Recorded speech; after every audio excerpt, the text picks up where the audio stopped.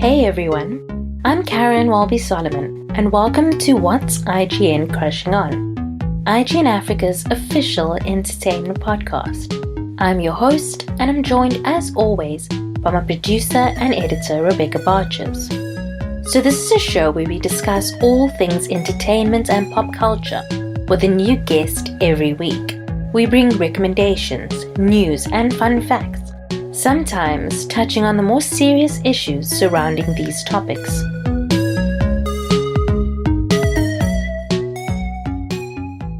You might have noticed that we're doing the show a little bit differently in season 2, but now we have segments. So our first segment is a pop culture chat with a pop culture fan recommending what they love, their opinions on what's current, and what they're looking forward to. A second segment features an interview with someone connected with an entertainment feature that has been released recently or what's coming up. And then, of course, our third segment follows what we're crushing on and loving right now. Today on the show, we have a pop culture chat with Sadie Torquato. She actually gave me a bit of a tutorial on how to pronounce her surname, so I'm very proud of what I ended up saying. But Sadie is a social media influencer, and she's a creative director, and she's hilarious online. So we discuss Love Island South Africa, we discuss Blood and Water Season 2, and the staying power of Gossip Girl, why we just can't let go of Gossip Girl. After that, we chatted to Thimna and Libho, who were the winners of Love Island South Africa.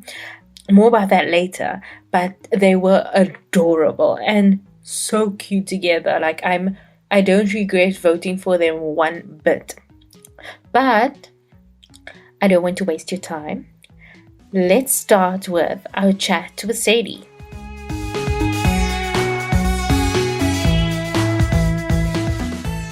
Hi Sadie, welcome to the podcast.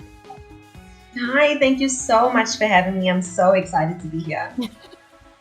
It's great to actually finally talk to you. I've been following you for so long. I feel like I know you already. I know, me too. So how are you? How has this year of COVID been for you? There's been good days, there's been bad days. Today was actually a really bad day. So I'm having my wine, I'm relaxing, and we're going to have a great time because I need this. So today was one of those bad days. But there have been amazing days, so it's not unbearable. So tell me a little bit about you, or tell the listeners a bit about you and your backstory. Okay, well, I'm Sadie Torquato through marriage. You might know me as Wiggles, but that is not my real name. I am a creative director for a consumer technology brand, and I am an online influencer. I've been active on social media too long than is healthy, but I've built an amazing community, so it's all good things. Let's start first and talk about the chaos that we're all currently talking about, Love Island. Um, so by the time this comes out, the show will be over. But okay, tell me, what were your highlights of the season so far? Poor child, I thought you'd never ask. So, I mean, I love some chaotic television, Yeah. and Love Island has been nothing short of chaos. Oh my gosh, have you ever seen anything like it? It was like they were trolling the timeline for feedback on the show. Like, you'll tweet one day, oh, they need background music, and the next episode, boom, it's like your Exactly. wish is my command. It was so crazy. Oh my word.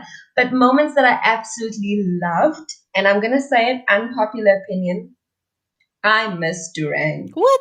I miss Durang. He was excellent content. Don't lie. He was excellent. Who did we drag harder than Durang? Cage, yeah, but then he stood up for his mental health and he left. Mhm. But Durang, oh, that was elite television. So I like Durang. I love Libho and Thimna. And our newly formed couple, Tanya and Ross, are doing it for me. I actually also Anya surprised me in how much I liked her. Like I didn't think I would like. I don't know. I'm such a big. I think she's my favorite character. Tanya, Yeah. look, her bum is my favorite. Can I put that on the record? Like, home girl makes me want to squat. And it's almost as if she's got a designated bum cam. Like, whoever's operating the camera is like trying to find her bum in every shot. I actually thought that they were doing that for Eden in the first few weeks. Like the amount of like bum content from Eden was like was so amazing. Yeah, And then she left, and I feel like the bum yeah. cameraman just found his way to Tanya. Like there's a designated You are absolutely right about that, actually. You're actually right about that. It does feel that way. so I know you are very anti Xavier. I actually like Xavier, but tell me about why you're so angry with the moves that he's made. Okay, so Xavier moves mad. That was so mad. You know what's really annoying? A dude who okay, so you know what Xavier did? Xavier reminded me of Michael, Amber, and what's her name from the UK season Yeah. 5, if I'm not mistaken. So what happened was Kaza Amor, Mm. Amber went off to Kaza Amor with the girls, and Michael stayed behind with the guys. Then the new girls came in, and Michael decided to switch. He chose this new chickie. And he was so into Amber. But when the new girl arrived, he suddenly had all these long raps about how Amber is to this, and Amber is to that, Amber is to this. Suddenly, out of the complete blue. And that's what I feel like Xavier did as well. He was all into Millie, loving Millie. Everything's great and wonderful. No one said you must say you love Millie, boy. Like, you did not need to do all He of loved that. as a person, And then a new Sadie. girl comes in. Ah, yeah, yeah, yeah, yeah, yeah, yeah. Let me finish dragging your boy. So then, so then a new girl comes in, and suddenly you have an issue with Millie's lifestyle. You have an issue with Millie's this, Millie's that. Everything except for the fact that Millie picks her nose and her ear and eats it. He has a problem with Millie that, like, out of the blue. You know what I'm saying? And that for me is just crazy. Like, why can't people just say, listen, a new person's come in, my head's turned. Mm. Boom, end of story. Is that so hard, Xavier? Yeah. Xavier moves mad, no way. So that's why I have a problem with Xavier. And don't ask me about Assad because I don't like Assad, just so you know. I know I can't stand his side, but I mean I do respect this side because I think that he's very smart at how he plays the game. Um, Listen, he is really like he is what is the word, cunning? He's been the fact that he's still in there after all the nonsense he's done. yeah, It's very impressive. it's wild. Like he just like hits it and quits So, it all the time. hmm.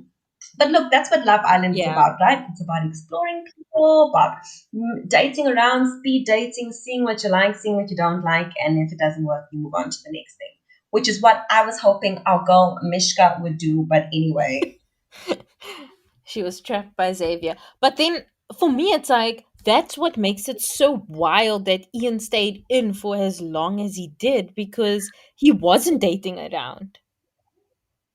oh my gosh, please don't talk about Ian. I just got so triggered all of a sudden. Oh my word, what is he doing there?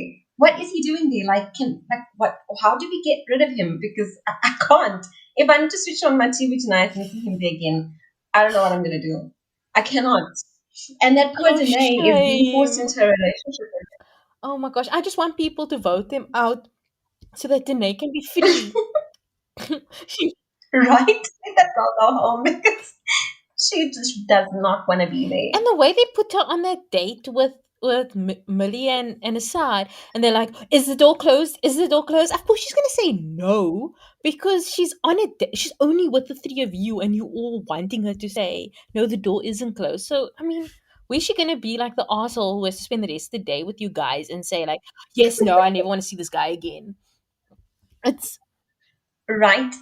My husband and I have a theory mm, about freaking Ian. So my theory on Ian is that obviously he's got lots of supporters. I don't know if his uncle is a producer or something, but everybody seems to be rooting for Ian for some reason. And did you see? But so what did you see? What happened before he went on that double date? Though this is where things get like crazy. I can't remember. He was trying to talk to the other white dude. What is his name? The one with no personality. The other, oh, He's the like, new one. yeah, yeah, the one with like he's just like blank. Justin. Yeah. Justin. Justin. She was trying to talk to Justin when the text came through, Mm. right? Before that, she was saying, oh, before she friends on Ian, and then she was like, okay, listen, she wants to talk to Ross. And they were all like chilling together. Ross and Tanya were like in the little bed thing together. And she literally just lifted the blanket to get in next to Ross. Yeah. And a text came through to send Ross and Tanya on a date. Mm. That timing for me is crazy. Both times that she tries to get away from Ian, what do the producers do?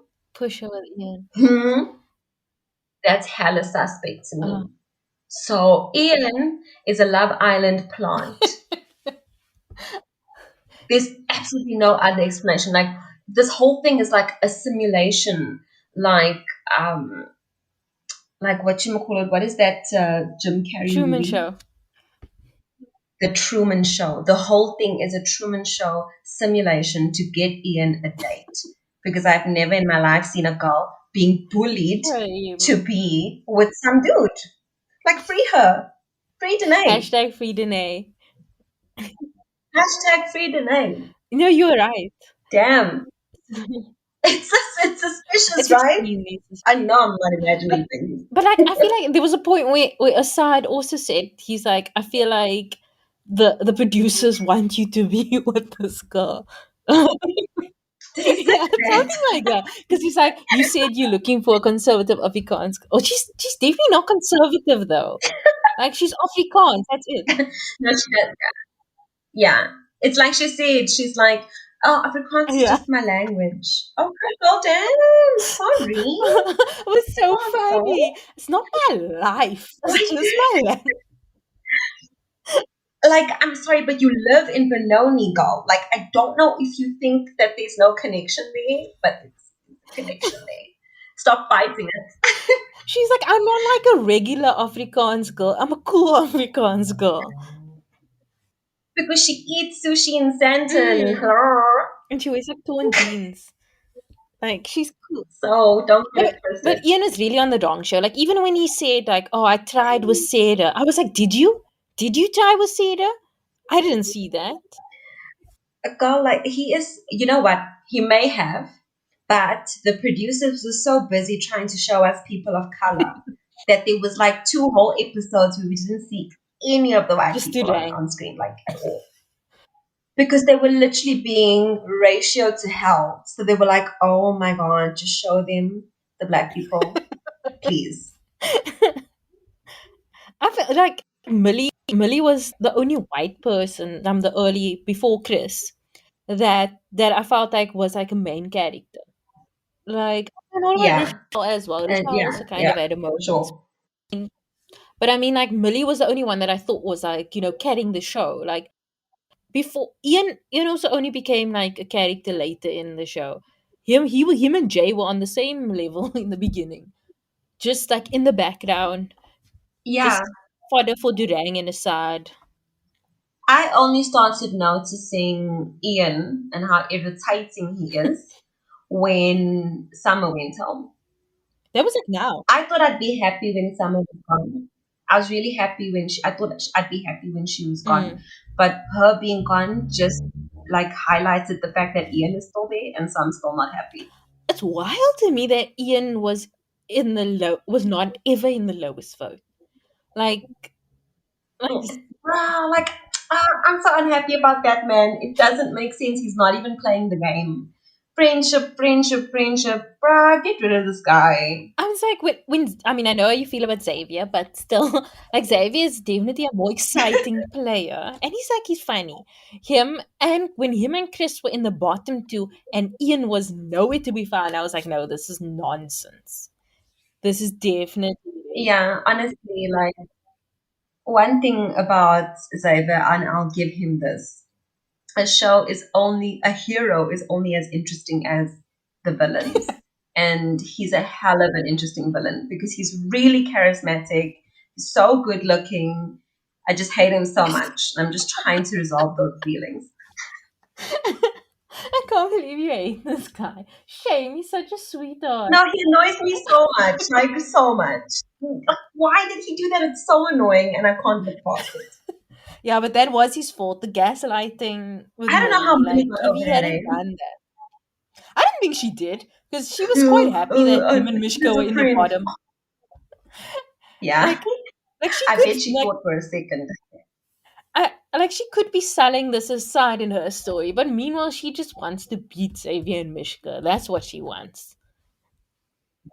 I'm sure. I think so too. And I'm really surprised that they are beating Mishka and Xavier because Mishka is probably the only real influencer there Mm, because the other people are sort of like dwindling 20K followers, 15,000 followers. yeah. That's still micro influencer Mm, level. Mishka's the only one who's actually in her influencer bag, which is another thing that Love Island missed big time. yeah.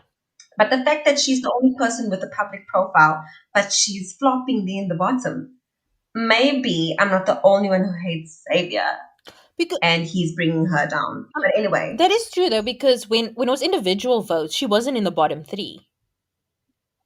that's But true. when she was with That's Xavier, she true. was. So you see, ladies, for those of you listening, you've got to get a guy who matches you. You see, when you dabble with people who are not your equal, you end up in the bottom, no matter how fabulous you are. Mishka, sweetie, I'm so sorry. So then she should have teamed up with Ian because we matching her in That's true. votes. She's not his type though. She's not his type. I know you were a big fan of Blood and Water as well. So tell me, like, what is it about, like, that show that you love so much? So what I love about Blood and Water is that it is my favorite genre. I know that I'm damn near 30 years old and I've got two kids and a husband, a bond and a career, and I really should be concerning myself with worldly affairs and current events and sophisticated entertainment. But I love high school. Mm, I will love high school. I love teenagers who get up to nonsense. I mean, my shows have always been Gossip Girl, Vampire mm, Diaries, same. 90210. Just, you know, Yeah. if it is based in high school, I'm going to watch it. And the fact that Blood and Water gave me that, I was like, ding, ding, ding, sold. But what's more is that they didn't do the whole, oh, this is a unique East African story, so we're just going to make everything about the fact that we are in Africa and this is African. Mm. It had so much international appeal that really helped, I think, skyrocket the thing, like really help it appeal to various markets. I mean, I was watching this thing climb the rankings. Netflix Brazil, Netflix freaking Korea, Netflix, just all these other countries, non English speaking countries, were picking up on this show because they decided to tell a universal story. It just happened to take place in South Africa, have South African culture and South African people. And for me, that was a slam dunk. So I'm quite excited for the second season. I see they're like filming now. Um, what do you think? Like, what do you hope will be in the second season? So I was very, very privileged to work with Kosi Ngema at Mm. some point, who plays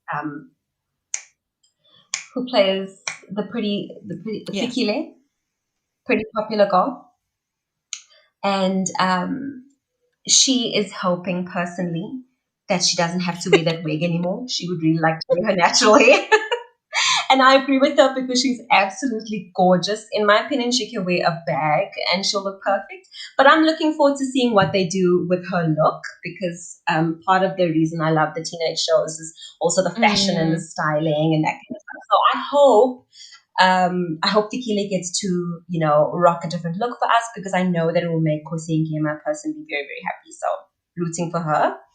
And then I'm also really looking forward to seeing more of that fabulous cast. For a lot of them, it was their first time on screen, and they really did a good job mm, for their first time. And now that they've gotten a taste of it, now that they've had more practice, and I bet being in lockdown has, you know, given them a hunger for it. So I'm expecting them to ramp things up significantly in terms of their individual performances and pushing themselves and really settling into their characters. I'm also really looking forward to them fixing the music because that was a big issue for everyone. But I've been seeing some updates in that from the team, and they've been listening to us, so that's a wonderful thing. And yeah, I can't wait to see what's next for these girls. Like, I'm ready, injected. I like as you were talking, I was like, the story's so, you're right, the story's so universal, but the way they dress, man, it really looks like teenagers that you see like walking around, like like when the youths go to play, like they look like that. They did such a good job with the costumes in the first season. Yeah. Absolutely. It wasn't unbelievable. Like you say, they look like teenagers that Mm, you see everywhere. I mean, obviously, with these shows, they do sex it up a little bit. The teenagers are sexually active and they have these relationships and they do like to act older than what they are. But I'm 100% convinced that these are teenagers. Like, they yeah, really do come across appropriate, for that role. So it's really well done. Like, I really can't wait. yeah, and it's so fun. Like, I mean, I know South African teen shows before. They It always is fun, right? Oh, always used to be like so serious, man. Like I know this is about like a missing girl and all that stuff, but like it just seems so much more fun. Like a lighter. Like it didn't feel like, oh yeah, we do have violence on the Cape Flats. Like, like it's just it was not as heavy as what we as what we are used to. Um And I mean, they did talk about serious stuff, yeah, obviously the attraction, the relationship between a student and a teacher, all those types of things, the children smoking weed and that stuff. Those are serious issues, but it was just packaged so well in a way that's not, jarring, overwhelming. But it's still given its due seriousness. You know what I'm yeah. saying? It's not like this, I'm going to traumatize you, I'm going to show you content that is not even important Mm, to the story. I'm just going to traumatize you. You know what I'm yeah. saying? They handled everything so nicely. It was such an easy watch, it's such an engaging watch. Hmm. So what else have you watched recently that you can recommend? So, right now, I'm watching The Bold Mm. Type. I'm really enjoying it. At first, I wasn't convinced. I know that it's an American series and it's set in New York. But I was telling my brother in law this weekend, it feels really Canadian. And I don't know how to explain that, but it just doesn't feel American. Like, it just feels very polite and very, I don't know, it just feels Canadian. Like, I don't know what that means, but I'm going to figure it out and get back to you. But I'm really, really enjoying it. It's also really easy, Mm. light-hearted watch, and it's also nice to see people who are kind of my age, to step away from my high school genre. And I recently watched Ginny and Georgia, which I really, really loved. It was so nice. I didn't really know what to expect because when I go off of recommendations, Mm. I don't watch the preview. If someone I know enjoyed something, that's enough for me, and I will literally go into it, play the pilot, and not know what to expect. But that show was, I don't think Um, anyone could explain that show because it's like wild. Like, I when I started you know watching, what it reminded me of? yeah. It reminded me of one of my favorite uh, Lindsay Lohan movies, which is Georgia Rule. It's a Oh, comedy, It's really light-hearted. It's got a dazzling cast. I mean, Jane Fonda, Mm-hmm. Lindsay Lohan. It really doesn't get more enchanting than that. But there's a seriousness and a darkness to it that draws you in. So that's the kind of experience I had watching Ginny and Georgia. I can see Do you that. know what I'm And saying? like the generations Mm, of people. Oh no, I was obsessed. Like I exactly. watched it all in one night. Like it was like 4 a.m. and I'm still sitting watching this show. I don't know when No. last I watched a show like that. Like I'm usually quite good at keeping, but that show I was just like, Can I tell you how I binge Netflix? yeah, sure. So I obviously, I have the two Mm-hmm. kids, and we're always watching YouTube Kids and the Netflix Kids accounts. So I am watching all the How to Train Your Dragons and Lego Friends and all Mm. those types of things. Freaking Coco Oh, Melon, and it's like that's what's on in the house all the time. And that's fine with me because I really do believe that a family should watch TV together. It should be a social thing. And then if the kids aren't watching and it's my husband and I watching, we're watching stuff that we will both mm, like. So he won't necessarily like Ginny and Georgia, but we are watching Snowpiercer together. We're watching Behind Her Eyes together. mm. So that's not really my time, it's our time. So when it is eventually time for me to carve out a little piece of mommy time just for myself, it's when I'm cooking. Oh, okay. We don't have an open plan kitchen. So I prop my phone up. I watch it on the app, and when I'm cooking, I'm binge watching. So when I'm done cooking, um, I can be with my family again, and I don't feel guilty about it. So when I'm binging, I'm chopping onions and I'm boiling rice and I'm doing the Mm. rest. That is how I consume Netflix. Modern mom vibes. And I don't know if that's sad, but it's been working for me like really well. So what are like so what are the children into? Like what are their favorite? Oh gosh, Talia really loves Lego Friends. Mm. Tiago likes Coco Melon. Oh, Talia also likes Carmen San Diego. Oh yeah, it's cute. And she actually said, because Talia has planned, well, for those who don't know, Talia is my 6 year old. She's my bestie. And she has already planned at least three birthday parties for herself, future birthday parties. Yes. And one of these birthday parties is a common San Diego party. So if anyone's listening and they need to throw a kiddies party, she wants a common San Diego party where she wears the common San Diego outfit and everybody else dresses up as different people from around the world Oh, that's because brilliant. common San Diego travels around the world. And so she has Chinese villains and Russian villains and Hawaiian villains and Polynesian people and all the different cultures. Each episode is located somewhere Mm. different in the world.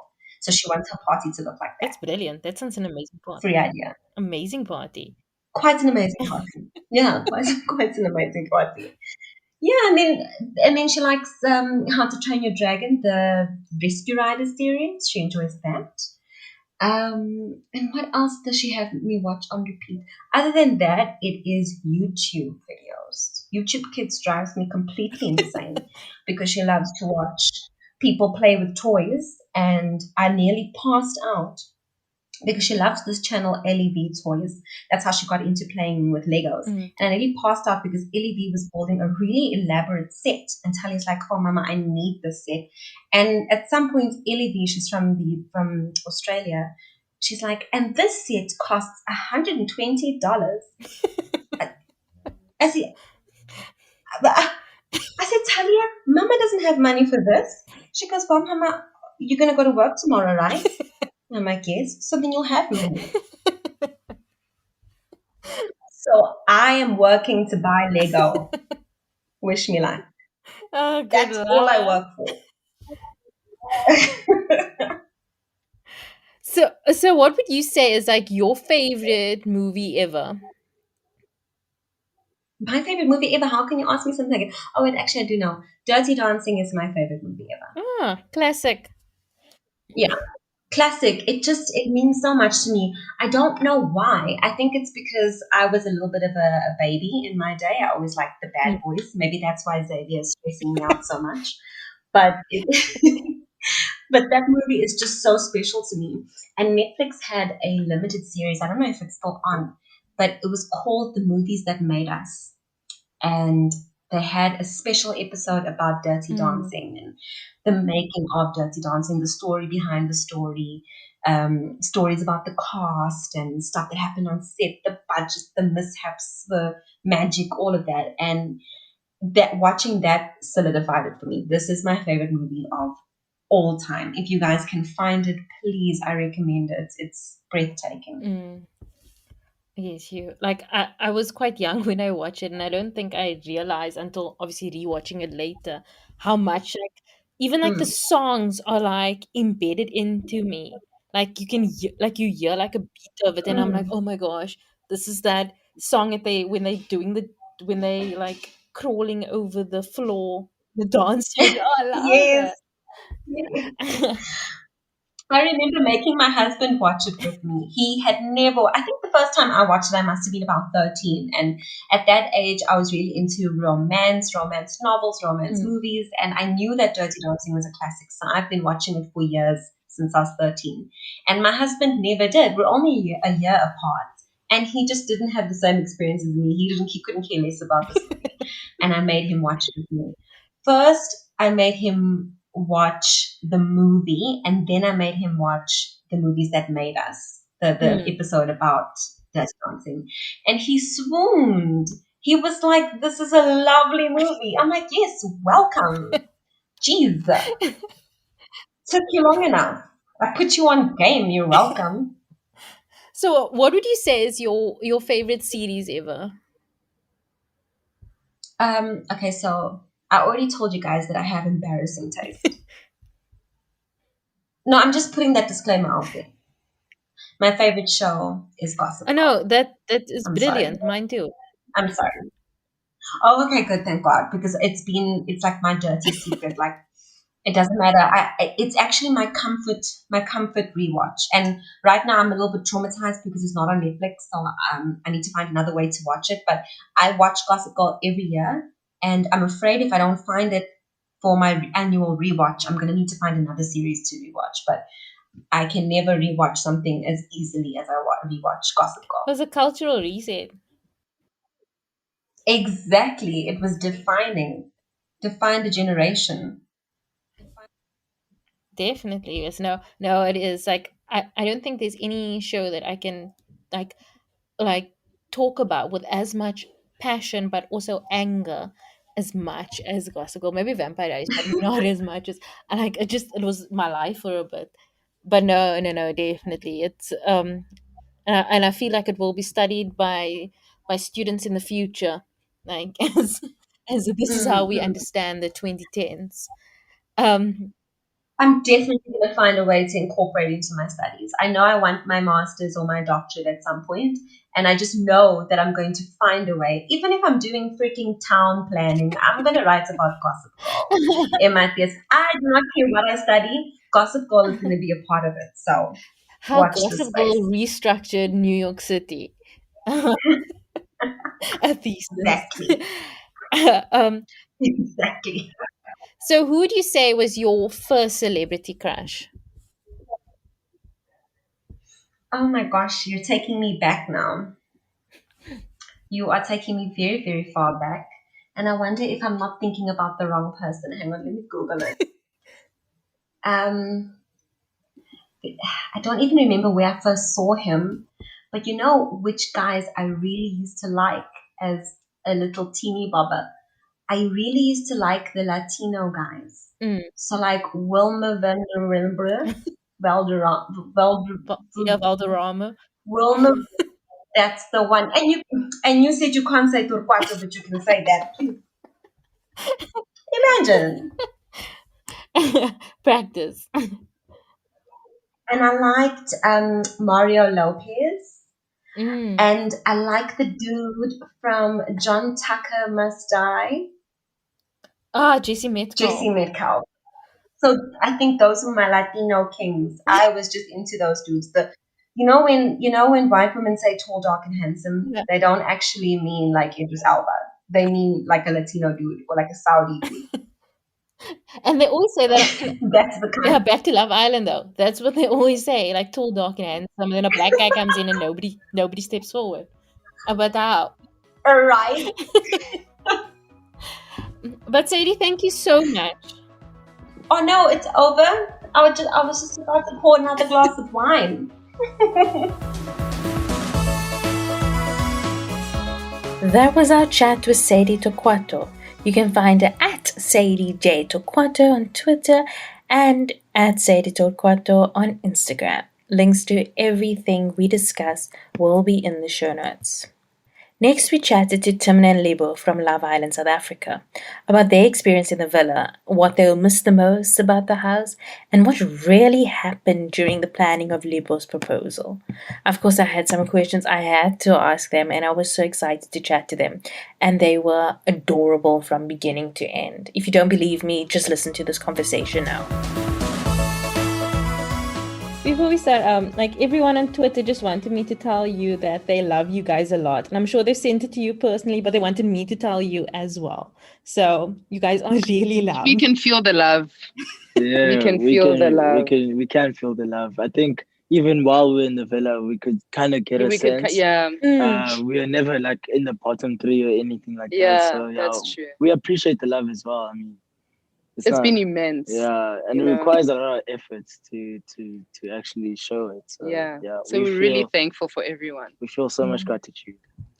So yeah, like that was my first question. Anyway, did you guys know how loved you were? Like how?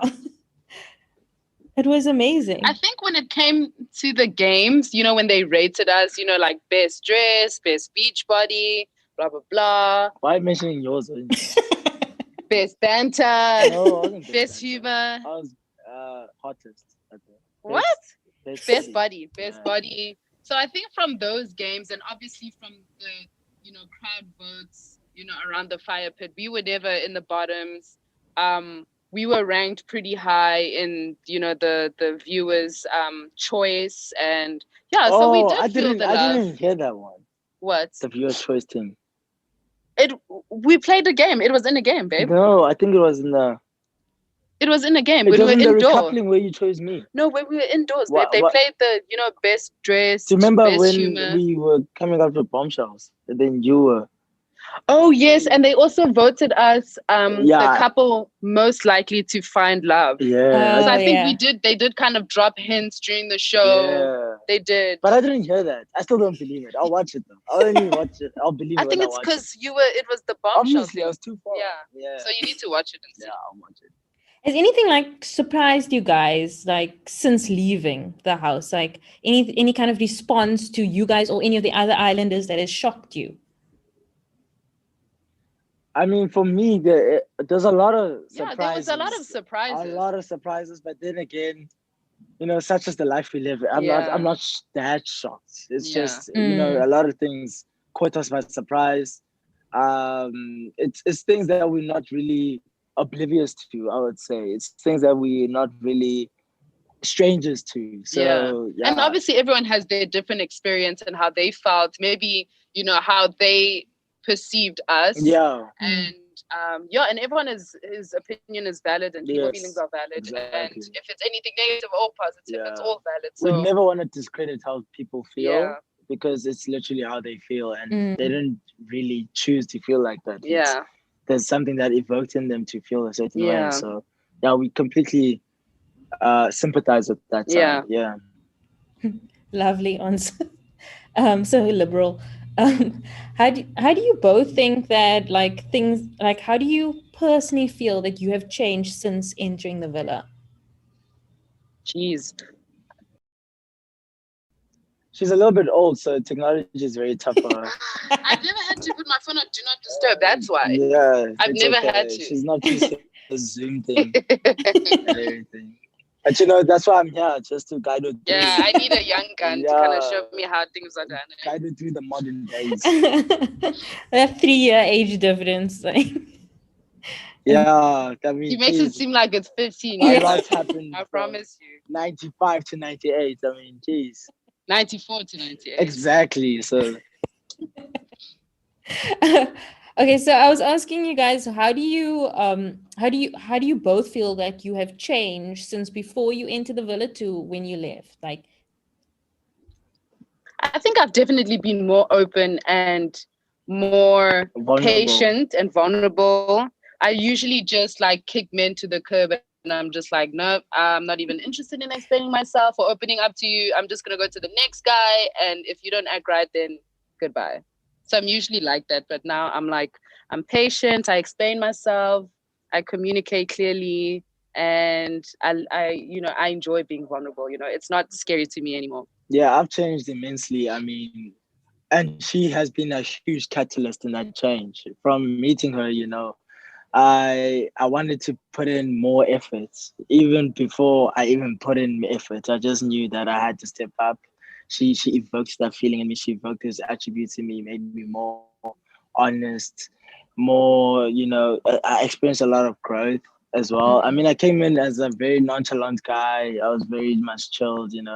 But since getting with her, I became a caregiver as well in the villa, just letting people confide in me, just letting them know how to deal with things. And yeah, it just made me step up in those levels.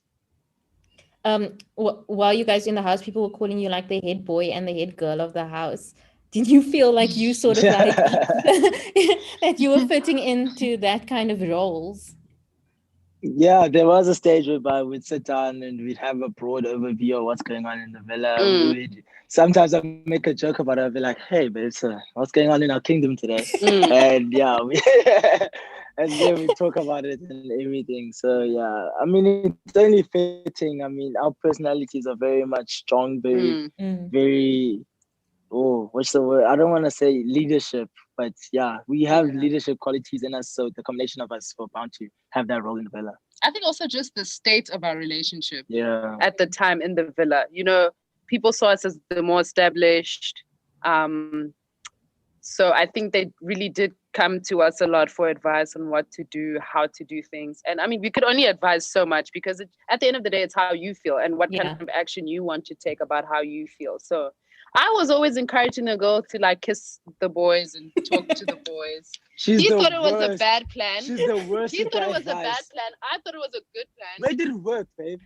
Babe, how are you gonna know? 0% pass rate. How are you gonna know if you like someone if you don't kiss them? Tyler lost who's Chris.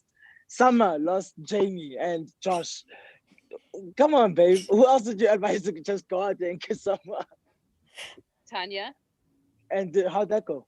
It went well. At some point. Where are they now? Yeah, so things change. Okay? 0%. You should have advised Thimna. Oh yeah, I should have advised myself in the beginning to kiss you, right? Yeah, okay, cool. Yeah. So what is the point that like you guys knew that this is the person for me? Well, for me, after recoupling, I just like the first recoupling where I picked her, I just felt it inside me. But I feel like we stepped up to such huge knots, and she kept showing me sides of her that I had not seen before, and those sides I started loving, I started liking, as well as when Tanya arrived and the way she handled that situation, I was like, I get it. This is my person without a doubt, because she showed me so much trust, and I want to value that trust. I want to keep that trust and never let it go. So yeah, it's all a combination of that. I'd say the trust part would be that one whereby I was like, this is the one, because I've never experienced that ever in my whole life. So yeah, I always went through doubts. I mean, when someone meets a guy like me, they're like, yeah, we have a lot of doubt here. And for her to trust me like that, I knew that she's the one, because she could see me for who I am. And yeah, that's what I love the most.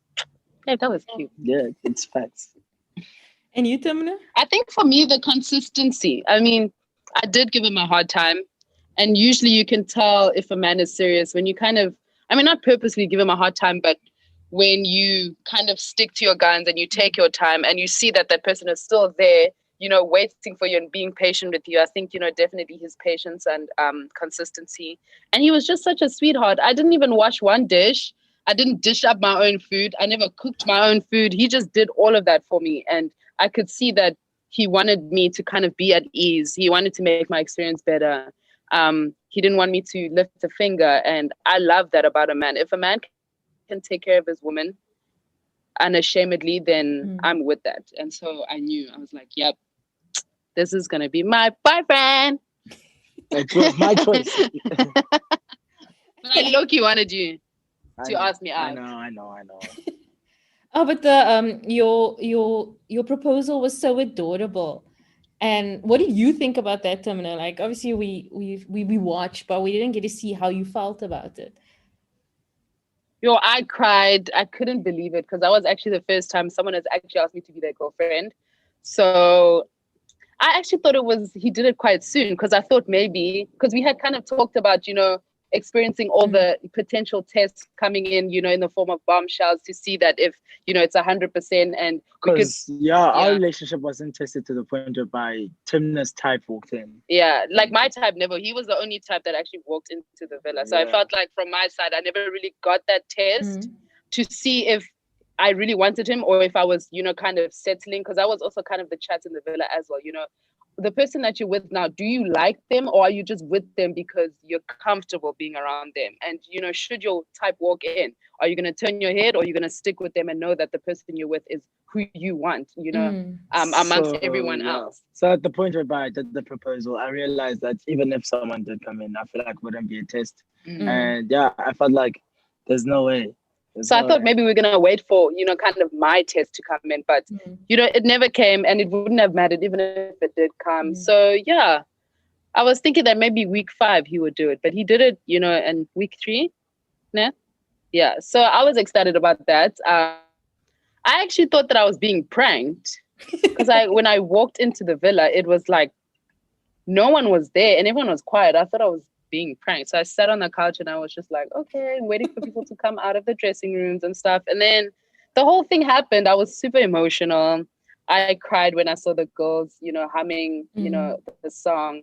And I just thought it was so thoughtful. And I actually didn't expect him to involve the other islanders because I like a thing that's private. But I think that him involving the other islanders just shows how much we care about them as well. And how much, they're just as involved in our relationship as we are. And they encourage us. And they always, have such beautiful words to say to us and affirm that we inspire them. So I thought it was really beautiful that the other islanders were involved as well. Yeah, I was quite shocked that she didn't suspect a thing because I kept throwing in. He kept asking me, for clues and questions on how to do everything. And I was just so oblivious. I was like, he asked me about the song that was hummed. And I was like, what song is this? I don't know this song. Yeah. And then, I was asking her, I was like, would you like a private or public proposal on the day I make you my girlfriend? Yeah. And then she'd be not like, knowing that it was like in that week. I'll make it private, but, I wouldn't mind public as long as it's so and so. Yeah. So, yeah, I had to take all of those things into consideration. And, the way that it came out was beautiful.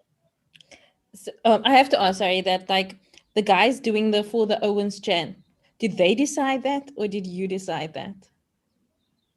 So I was like, I'm not gonna put any song for the O's because, that sounded like a them thing. I trusted the girls to execute their thing, so I just asked the O's to do for the Owens. And then when I said it to them, they were actually like, "No, we want to do this already." I'm like, "Kayla, just do for the Owens, okay?" And then it was just like that. And then they decided to go with it. They went for it, But I think they are a little bit, angry at me for not actually giving them a bigger role, like giving them a song or something. But I was so stressed about the execution that I didn't want to add too many elements because it would take away from the actual experience as a whole. And I wanted to be in the moment when I did ask her to be my girlfriend. I didn't want to be stressing about execution or how things are going and whatnot. So I feel like that went perfectly. So what do you think you'll miss the most about the villa? I mean, I know you guys are stuck in this press tour right now, but I mean, once you have a quiet moment to think about it.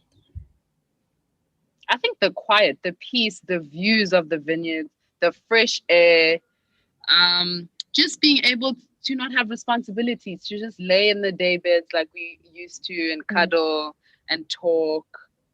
Yeah, I think I'm going to miss that the most. I'll really, really miss nothing. Like absolutely nothing. Yeah, I'm not even joking. I really won't miss anything. Definitely the lack of responsibilities is like high on my list. Because now it's like the real world. We're out, we're working, and busy. I wouldn't miss a thing. I don't miss being in the sun though. You see, I do not miss being in the sun. I'd For have those to be challenges. no music, living with no music, living with no no TV, takeouts, no takeaways, no pizza. I missed my Japanese. I got my Japanese back. I'm missing nothing in that villa. Okay, ask me in a couple of months. Okay. Maybe I'll change my maybe mind. he'll get a little sentimental and think about all the nice moments we had in the villa. Yeah. Maybe showering in front of a vineyard is up there. Yeah. When you did the Instagram lives after you left, I'm like, Libho looks like he's so excited to be back on Instagram again and talking to other people. We really all were. It was so fun, especially seeing everyone else in their element, seeing Mishka on Instagram, you know, how she goes about her business, how Tanya's kind of oblivious to social. doing most things. Tanya and Ross are kind of like still new to the thing and whatnot. Assad is very professional about it. Assad is really good on Instagram. So Millie is really good on Instagram. Wow. Timna's also very... Sarah's really good on Instagram. Timna's very meticulous about her Instagram. Rochelle is basically a model. She wants certain angles and everything. I'm very meticulous about my pictures and quality and all that. So it was just fun to see everyone's personalities go out in that way as well. Because we see everyone's personalities come out during challenges, come out in the villa. So to see them when they're on socials and how they go about things is very nice and contrasting to everyone else. Yeah. Someone tweeted that it's like you guys spend so much time together and now you got to ask each other for your phone numbers. Like nobody realizes how hectic that. We moved in together. We slept in the same bed. And now we come out and we don't even have each other's numbers. Yeah, first thing I did was follow his thing we did was Instagram and not even proper numbers. I followed her Instagram. I was like, wow, this Instagram is fire. I should DM this girl. I'm like, no, she's my girlfriend. and then I realized in the long run, I'm like, no, I do not have this girl's number. Yeah. And so I was like, hey, yo, ma. I'm joking. I stole it off the group chats, really. Yeah. It's so cute that you guys have number of the group chat. So cute that you guys have a group chat. It's adorable. Yeah, it's a cool group chat. Yeah. So what are you excited about going forward? Just the mundane stuff, I think. You know, the little things, going to the beach, taking walks. I can't wait to get settled.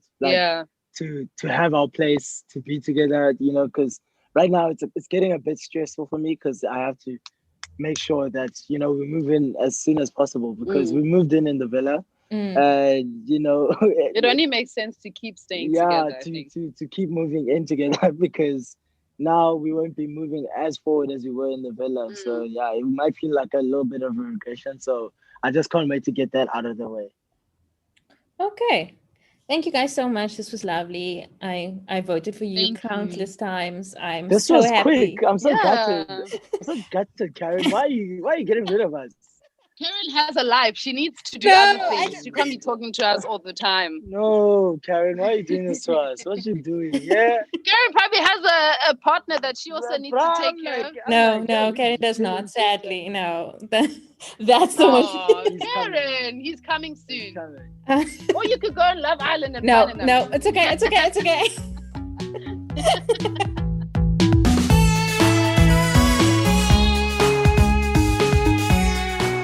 The podcast can be found at Crushing On Pod on Twitter, Instagram, and Facebook. You can find more information about this and all our other episodes at our website, crushingonpodcast.com, and send any feedback to crushingonpod@gmail.com. Join our Facebook group, Crushing On Club, where we chat about the show, celebrity news, recommendations, the whole shebang. Let us know what you think about what was discussed in this week's episode by sending us a voice note or email to crushingonpod@gmail.com. The show is produced by me, Karen, and Rebecca Barches. The show is edited and engineered by Rebecca Barches. Our logo was designed by Latifa Maroof. And the show was created in partnership with IGN Africa. If you like the show, tell everyone that you can any way that you can. Keep up to date with all our episodes by subscribing to the show on Spotify, Apple Podcasts, or wherever you get your podcasts. And please rate and review the episodes on Apple Podcasts, as it helps others find the show. We'll be back next week with another in-depth conversation with a pop culture lover. See you then!